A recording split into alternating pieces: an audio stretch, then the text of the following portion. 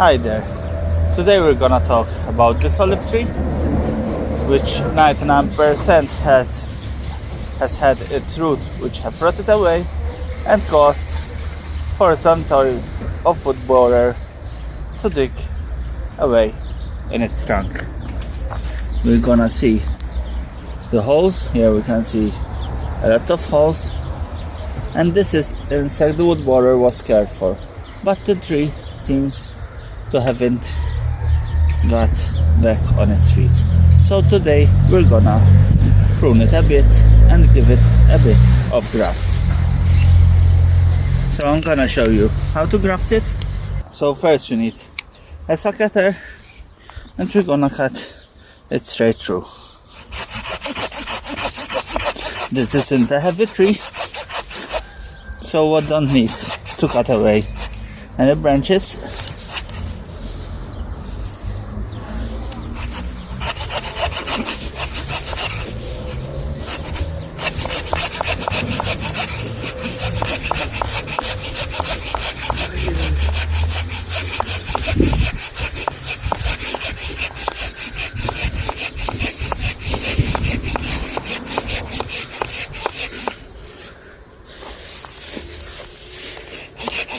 And we're nearly ready.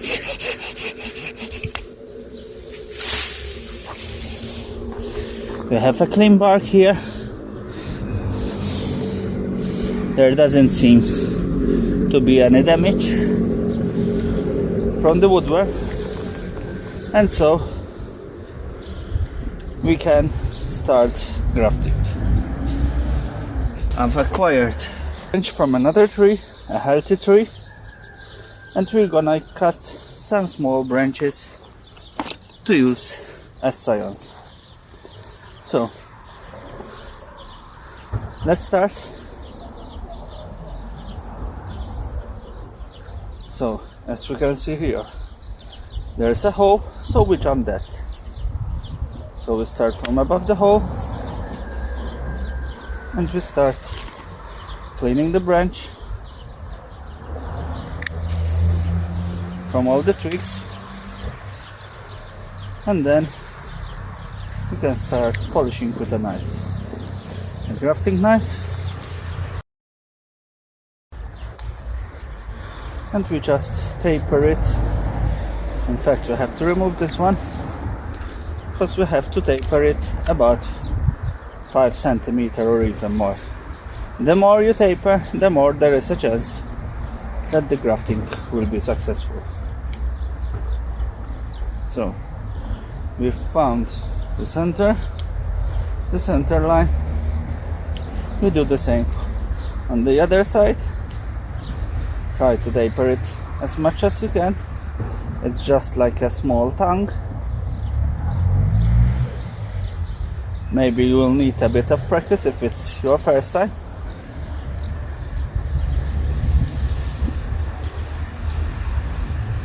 And that is how a grafting scion is done. That's one ready.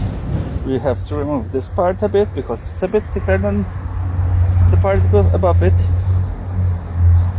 So we just shave it off. Now this is a ready one. We'll have to remove this part also because it's extra. I'm gonna close my knife before I put it in my pocket, and we will cut this piece off. We will also shorten these branches, and we will also cut the leaf in half, the leaves. This will cause the scion to pull more water and vitamins from the rootstock. The rootstock is this one, and so it will help develop it even more. So we have to pull now. Let me fix the camera. I have to pull the bark from the main trunk. So we insert the knife parallel and we just lift a bit. If it's all watered up, it will take without any worries. there won't be any problems. I'm gonna remove this part because it's folding up on me, and we will just insert it. So we need to cut a bit more, and now the scion is supposed to get in as such, and therefore our first scion is ready. I'm gonna clean this part, and we'll put 2 more scions here. So I'm gonna put one here and another one here. So let's do the process again. This one isn't much good because we have a hole where the insect was, but we can cut above it. We'll cut from here. We will cut from above somewhere here. Remove the bottom part of the leaves. As I already saw it, we need a long contact area of around 5 centimeters, and that's what we'll do. So we're gonna peel it off from both sides to a tapered finish, and then we will attach the scion to the rootstock. I'm gonna remove this knobby part, and that's a part scion left. I'm gonna shorten it a bit. Sometimes a longer scion will work against you, and we're gonna cut the leaves in half. This seems great, and so we'll continue. We'll attach it to the rootstock. So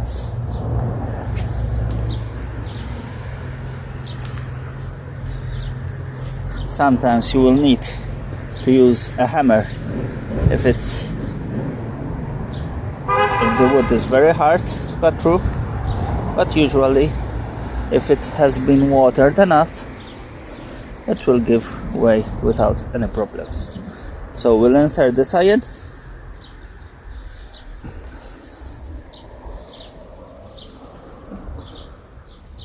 We'll straighten it up beneath the bark, and I've put it this way and not the other because there's a small growth near the leaf. Growths will happen from here, and the buds will grow, and therefore we need the growth to be outwards. That's where the other next scion will be. So take the hammer again.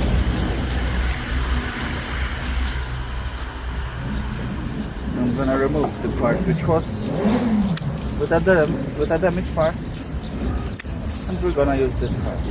It seems healthy enough, so all we need is to clean this scion. Remember, the scion is growth as much as there is a longer contact area. The longer the contact area, the greater the chance that it will be successful and it will grow into another tree. The diameter of the scion doesn't matter much, as long the length is important. So this is already tapered. If you see me being fast, because practice makes perfect, as they say, we cut the leaves as before. I'm gonna take off this branch, and I think I'll leave it with this branch only. So we'll remove these two.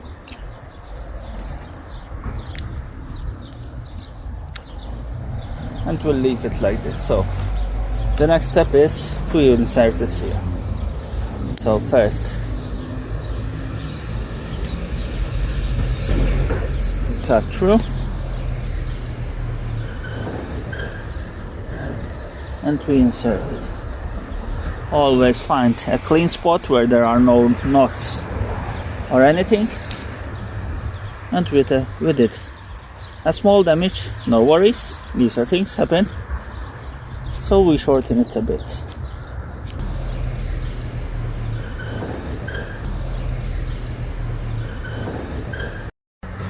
And that's a job well done.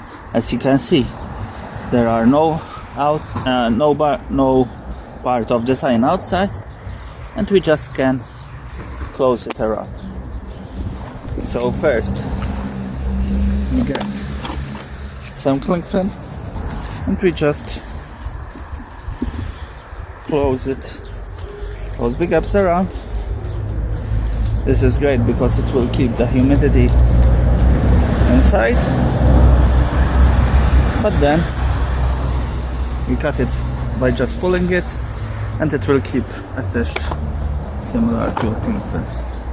So next we need some masking tape, and we're gonna close these side holes, because when we put on the grafting glue, we don't want it to go inside. If it goes inside, it will affect our grafting, and usually it won't be in a good time, so it will be unsuccessful. So we're gonna close it, as simple as that. We have another one here and another one that side, so we'll close them together.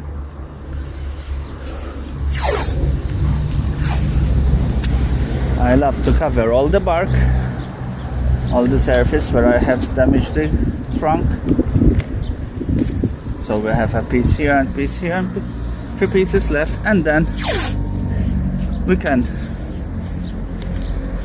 cover all the plastic cling film we have on the side, on the sides. Check if all the holes are closed, and then this, always be sure that it's tight. This step is needed so that the glue from the grafting tape, the grafting glue will attach itself to the tape until it will have more clinging strength. We put one here because there was a small gap, another one here, and the last piece of the grafting we need is the glue, as I already said. So we grab the glue, and I use a silicone paintbrush because it's easy to clean. Even if it dries up upon it, it will get off like a piece of rubber. So we have the 3 glue, and we just dab it around. Don't worry, the thicker the layer the better, because it will keep the branches from drying up, and it will keep the humidity inside very good. Then we cover all the cuttings. We have a small cutting here, small here, and finally we've correct wherever we've cut the leaves. So whenever we cut the leaves in half, we fix them also with a bit of paint.